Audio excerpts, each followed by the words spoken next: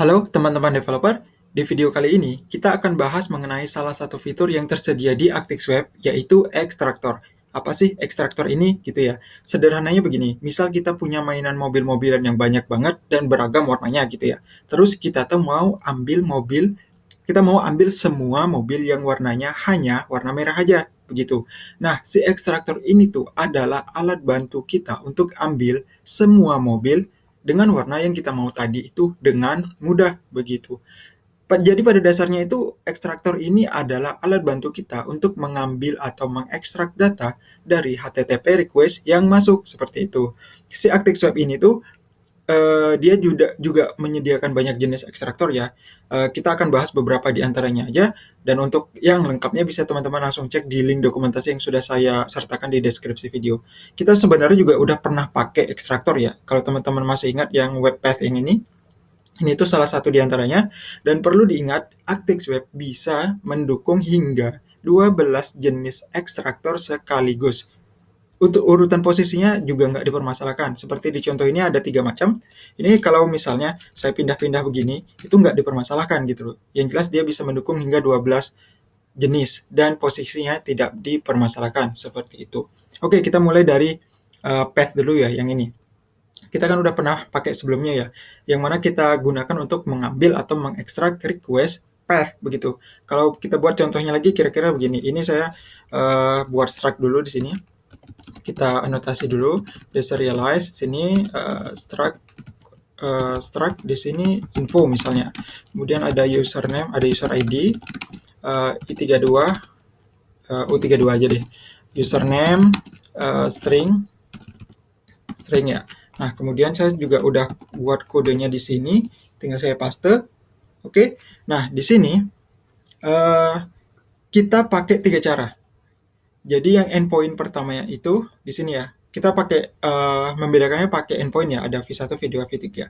Nah, yang endpoint yang v1 ini, oke, kita pakai cara yang paling umum, yang umum digunakan begitu, yaitu menggunakan deserialize straight dari serde. Yang mana di sini kan kita langsung masukin path-nya info. Yang mana info struct ini juga udah di deserialize. Oke. Kemudian di endpoint kedua di sini kita ambil datanya melalui tuple yang ini u32 dan string. Ya kan? Cara begini juga bisa digunakan dengan path. Lalu untuk endpoint yang ketiga, yang di index 3 ini, yang handler di sini, kita ekstrak datanya itu data request-nya menggunakan match info. Makanya di sini dia itu HTTP request. Jadi tipe request parameternya itu adalah HTTP request, dan kita mau ekstraknya itu melalui match info ini, yang juga kita chaining ke get serta query. Oke. Dimana kedua metode ini tuh dibawa dari result si match info ini, yang mana berupa returnnya itu adalah path extractor begitu. Jadi returnnya di sini path. Nah, ini kan kelihatan nih returnnya. Oke. Kemudian jika kita mau mengekstrak, oh ya, ini tinggal diginiin aja sih, tinggal teman-teman tambahin aja nama handlernya, tinggal di save, kemudian ini akan sukses dijalankan begitu.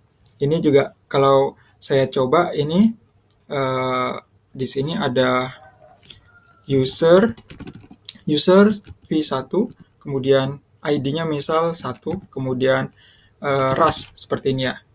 Kemudian saya send. Nah, di sini akan muncul welcome Rust user ID 1. Sama seperti yang di sini. Oke?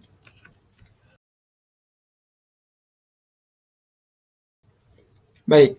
Kemudian jika kita mau mengekstrak data dari query string, maka kita gunakan ekstraktor yang berbeda gitu. Misalnya di sini saya buat struct yang kedua, itu namanya misal info query. Misalnya begini ya. Kita nggak butuh ID, kita butuh username aja sampelnya. Kemudian kita ini mungkin saya taruh di bawah aja ya, di sini. Kemudian di sini kita buat get itu ke apa ya, query aja begini misalnya. Kemudian async fn index query lah misalnya. Kemudian info, kita ambil web, kemudian namanya itu adalah query. Oke, nama ekstraktornya query. Kemudian langsung kita masukin si info query. Returnnya adalah string misalnya. Kemudian kita pakai format makro. Di sini misal welcome aja deh, samain welcome begini. Kemudian info.username. Oke, dan di sini kita tinggal tambahin juga. Di sini namanya adalah index query seperti ini. Oke, nah dengan cara ini tuh kita bisa ngambil query string gitu. Jadi misalnya nih kita kan butuh query string, berarti di sini dia adalah query, oke? Karena dia query string butuhnya username, kita pakai username. Misalnya di sini query string, jangan ding, ini aja deh, Rasling aja biar gampang gitu ya. Oke, welcome Rasling. Jadi username-nya ini sudah benar. Kalau misalnya kita salah query stringnya, maka dia akan error seperti ini, missing field username seperti itu. Oke. Kemudian jenis data yang cukup familiar juga adalah JSON, ya kan? JSON adalah jenis data yang cukup umum dan banyak digunakan, dan saya yakin teman-teman juga menggunakannya. Kita itu bisa juga mengekstrak data JSON. Dia punya ekstraktor sendiri juga, begitu. Ini saya duplikat lagi di sini. Kemudian ini bukan info query, misalnya kita ganti menjadi info JSON. Oke, fieldnya masih sama. Kemudian di sini kita ganti dengan submit. Oke, jadi juga index submit. Kemudian untuk ekstraktornya kita ganti JSON. Oke, kemudian di sini adalah info JSON seperti ini. Returnnya adalah result string. Oke, di sini kita pakai itu dia adalah oke. Oh, maaf, ini kita bungkus dengan oke. Langsung begini. Kemudian di sini adalah oke, seperti ini. Terus di sini kita tinggal tambahin dia itu index submit. Nah, seperti ini. Oke, untuk JSON ini tuh kita bisa juga mengkonfigurasi terkait size-nya ya. Size dari JSON payload-nya. Kalau di sini kan nggak ada nih, nggak ada payload ya. Di sini ini typo-nya saya perbaiki dulu. Nah, misal ini submit. Oke, submit. Kemudian di sini kita pakai dia submit, ya kan? Kemudian di sini misalnya bukan get tapi post. Kalau begitu kita masukin post dulu biar nggak error. Nah, seperti ini. Di sini post story. Oke, ini pakai post, submit untuk JSON. Kemudian di sini saya ganti jenisnya adalah JSON. Yang kita butuhkan adalah username. Seperti biasa username, misalnya Rasling. Seperti ini. Saya send. Ini get, makanya dia error. Kita harus pakai post. Saya send lagi, maka kita dapat hasilnya welcome Ras dari jenis data yang JSON. Nah, seperti yang saya sampaikan tadi, untuk JSON ini itu kita bisa mengkonfigurasinya terkait dengan size dari JSON payload, content type, dan juga error handling, begitu ya. Contoh kita mau kasih limit payload untuk data JSON kita ini. Oke. Di sini langsung di sini aja. Di sini sebentar. Ini saya buat dulu. Kita akan buat variabel di dalam sini. Di sini namanya itu apa ya? Let JSON config lah misalnya. Kemudian di sini kita ambil web JSON config, oke. Kemudian kita pakai default. Kemudian kita chaining dia dengan kasih limitnya, limit payloadnya berapa, begitu misalnya. Kita mau kasih 2 KB misalnya, 2048. Oke.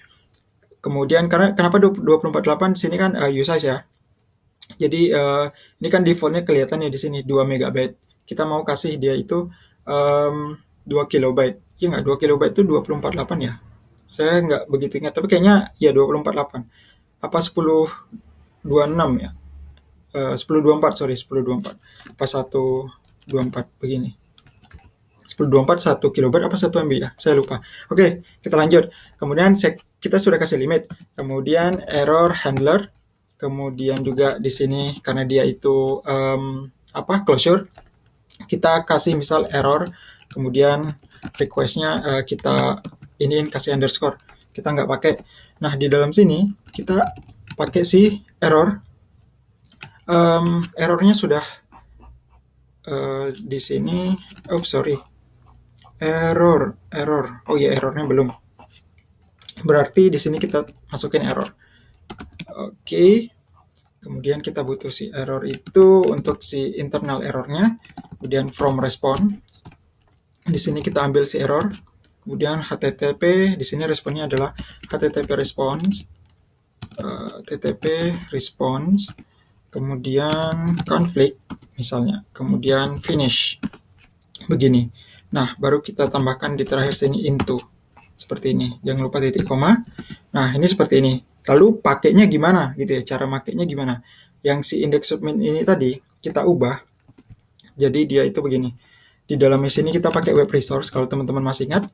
Di sini kita pakai dia si submit lagi.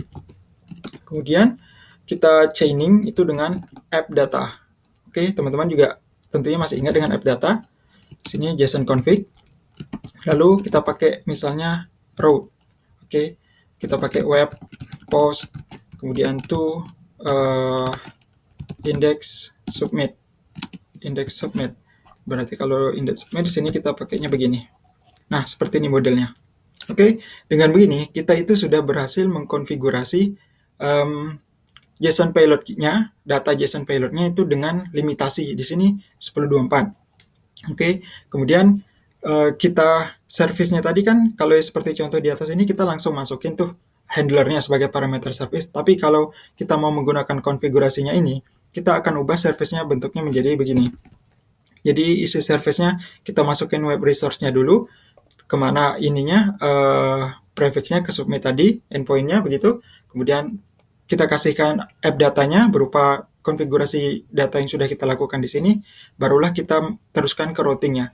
Dan kalaupun saya ini post lagi, itu dia akan jalan normal. Misal Rustling with data limitation misalnya. Saya send, nah ini juga tetap jalan. Tapi yang pasti di sini ada limitnya. Saya di sini belum bikin JSON yang punya limit maksimum sesuai batasan yang kita tentukan. Nanti teman-teman bisa langsung cek sendiri deh untuk buat data JSON seperti apa yang ada limitnya. Itu teman-teman tinggal cari di internet, ada kok. Ada JSON yang banyak, tinggal teman-teman paste dan submit atau send. Kemudian kalau error berarti dia terpenuhi syarat dari limitasi yang ini. Lalu selain JSON ini, ada juga yang namanya URL encode form yang juga tentunya didukung dengan Access Web. Kita udah buat juga contohnya di video sebelumnya ya. Kalau teman-teman ingat ketika kita pakai URL encode form. Kita buat juga contohnya di sini. Ini saya copy dulu di sini. Ini JSON form misalnya. Form data deh sini biar gampang. Form data begini. Username masih sama, fieldnya string. Kemudian kita butuh di sini handlernya adalah post. Dia bukan lagi submit tapi dia form misalnya. Kemudian di sini adalah form. Info web di sini pakainya form sekarang. Kemudian di sini adalah form data. Begini. Masih sama, returnnya result string. Kemudian juga di sini body functionnya juga sama. Oke, dan di sini kalau teman-teman masih ingat itu kan kita menggunakannya itu cukup simpel aja ya, menggunakan form ini. Tinggal kita tambahkan juga lagi seperti ini, sangat simpel sekali. Index form. Nah, semacam ini. Kemudian dari sini kita ganti menjadi ini masih post, URL encode. Di sini adalah username, lalu dia adalah value-nya misalnya hi Rustling. Seperti ini. Sebentar. Username, formnya username. Oke, index form. Kemudian ini post, submit. Ini belum diganti. Kita send, maka hasilnya muncul. Hi Rustling, yang ini.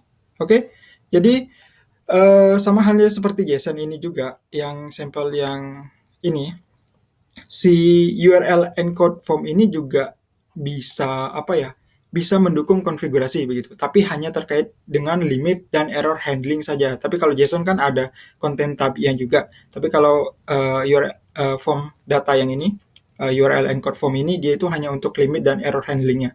Caranya mirip banget dengan yang JSON yang ini. Jadi teman-teman coba deh bikin sendiri seperti apa untuk aplikasikan ke index form. handler yang ini. Saya rasa teman-teman sudah cukup paham, dan kalaupun kesulitan, teman-teman bisa langsung cek di dokumentasi. Oke, saya rasa sekian dulu video untuk hari ini. Kita akan ketemu lagi di video selanjutnya.